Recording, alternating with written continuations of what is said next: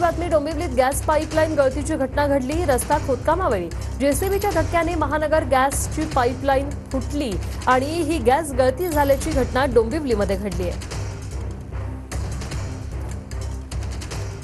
डोंबिवलीमध्ये जेसीबीचा धक्का लागून महानगरपालिकेची पाईपलाईन जी आहे ती फुटलेली आहे. मी सध्या उभा आहे गारडा सर्कल गेट नंबर 18 परिसरामध्ये आणि आपण पाहू शकता या ठिकाणी मोठ्या प्रमाणामध्ये रस्त्याचं काम सुरू आहे आणि या रस्त्याच्या कामाच्या वेळेलाच जेसीबीचा धक्का लागून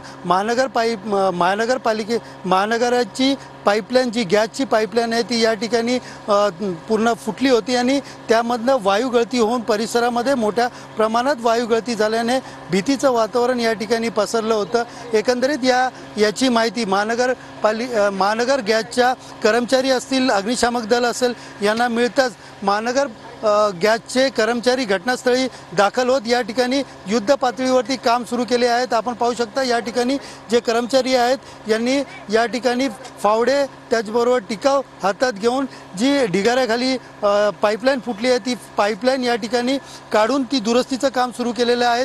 कॅमेरा पर्सन गणेश राटेसह सुनील जाधव, TV9 मराठी, डोंबिवली.